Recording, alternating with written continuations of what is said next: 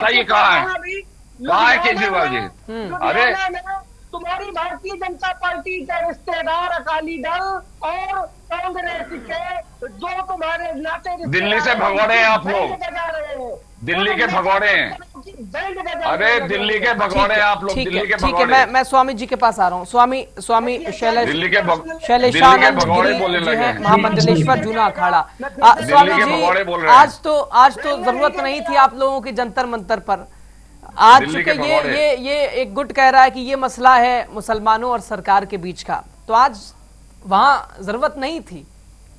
जी नहीं, ये देश का मसला है, सिर्फ मुसलमानों और सरकार का नहीं है, ये पूरे देश का मसला है। हाँ। इसको समझना होगा। हाँ। देखिएगा, मैं किसी पक्ष या विपक्ष की बात नहीं करता हूँ, ना कोई राजनीतिक बात करता हूँ। मैं राष्ट्रहित की एक बात कहना चाहूंगा कि जिन संपदाओं के राजस्व के रूप में या उनके कर के रूप में हमारे केंद्र शासन को या भारत की सरकार को कितनी आय हुई।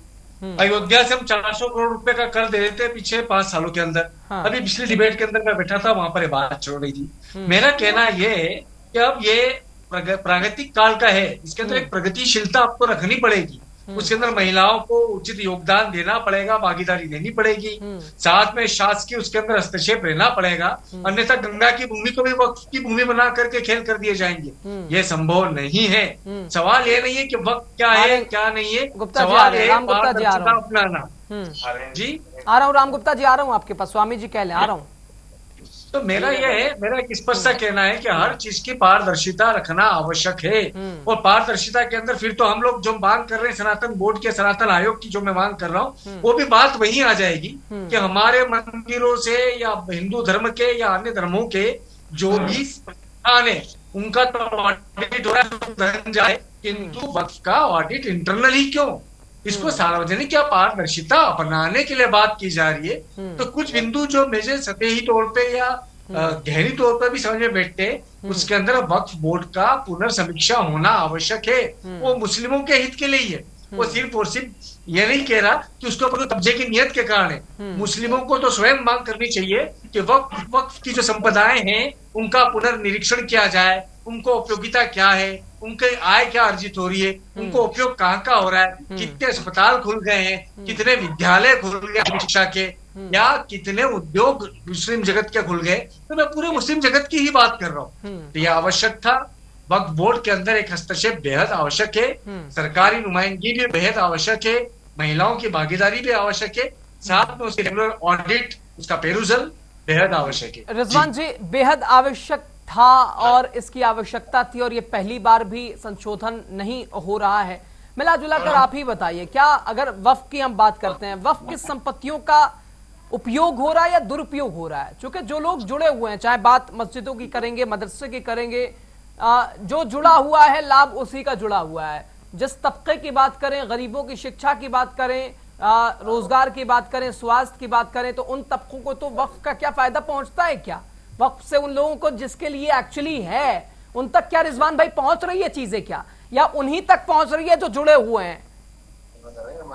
देखिए, वक्फ का जो फायदा है वो सभी को है, ऐसा नहीं कि उन्हीं जो जुड़े हुए हैं उन्हीं को है। मुतवल्लियान को है, वक्फ बोर्ड चेयरमैन को है, मुतवल्लियान को है, जो सेक्रेटरी हैं उनको है, जो जुड़े हुए कमेटी के जो लोग हैं, जो सदस्य हैं, चेयरमैन से शुरुआत कीजिएगा और कमेटी तक बात आ जाएगी। उन्हीं तक सीमित है क्या लाभ, या आवाम तक भी कुछ है?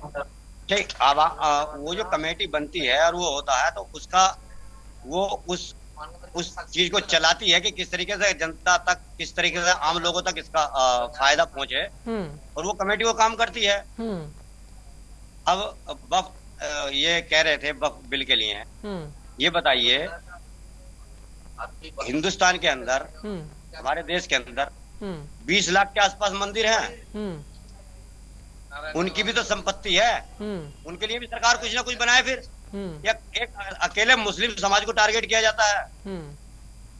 बहुत अच्छी बात है, बहुत अच्छी बात है। नई बात बोल रहा ना, सनातन बोर्ड, सनातन आयोग, हम यही तो बात कर रहे हैं। लगातार तमाम स्वामी, तमाम महामंडलेश्वर, तमाम हिंदू धर्म गुरु सनातन बोर्ड की तो डिमांड करती है, कर ही रहे हैं लगातार। बहुत अच्छी बात है, नई बात बोल रहा ना, सनातन बोर्ड, सनातन आयोग, हम यही तो बात कर रहे हैं। लगातार तमाम स्वामी, तमाम महामंडलेश्वर, तमाम हिंदू धर्म गुरु सनातन बोर्ड की तो डिमांड करती है, कर ही रहे हैं लगातार।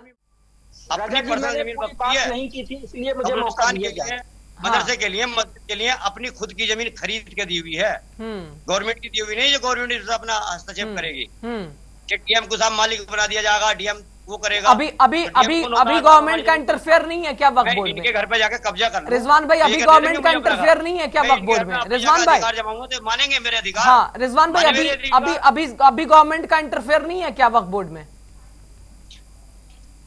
अरे अब जो है इतना तो है, लेकिन जमीन पर तो कोई हस्तक्षेप नहीं है। हाँ ठीक है मुकेश त्यागी जी, एक डर है मुसलमानों के अंदर, एक गुट के अंदर, और इसको सियासी रंग देने की भी कोशिश की जा रही है। जेपीसी अध्यक्ष ने भी ये बात कह दी। लेकिन असदुद्दीन ओवैसी की बात करें, बात मौलाना कल्ब जवाद नकवी की करें, ये लगातार कह रहे हैं कि ये सांप का बिल है, ये मुसलमानों की तबाही का बिल है, ये वक्फ तबाही का बिल है, और इससे जो राइट जो हक है वो चला जाएगा। तो सरकार की मंशा के ऊपर बार बार सवाल उठते रहे हैं। अब ये आवाज संसद से सड़क तक आ गई है। मुकेश त्यागी जी, देखिए मैं आपको बताऊं कि 5% जो मुस्लिम हैं, जो उच्च वर्ग के मुस्लिम हैं, बहुत प्रोस्पेरस हैं, संपन्न हैं, वो 95% मुसलमानों की मुस्तकबिल को डिसाइड करते हैं। ये मौलवियों का, क्लर्जीज का, all India Muslim personal board में जो ऊंचे सियासतदान लोग हैं वो इसकी मलाई काट रहे हैं और इनको बरगला रहे हैं। जब जंतर मंतर पे कुछ लोगों से पूछा गया, भाई मुद्दा क्या, आप किस लिए खड़े हुए यहाँ पर, तो उनके पास कोई जवाब ही नहीं था। बोले हमारे मौलवी ने कहा इसलिए हम खड़े हो रहे हैं। तो अगर मुझे बताइए, उसके अंदर कोई तरक्की पसंद मुसलमान चाहता है कि उसकी ऑडिट हो, उसमें ट्रांसपेरेंसी हो, लिमिटेशन लगना चाहिए। ये नहीं कि आपने फतवा जाहिर कर दिया कि जमीन हमारी है तो आपकी हो गई और उसको आप ट्राइब्यूनल के बाद चैलेंज नहीं कर सकते, और उसका जो डिसीजन लेने वाला है वो भी मुस्लिम है। तो अगर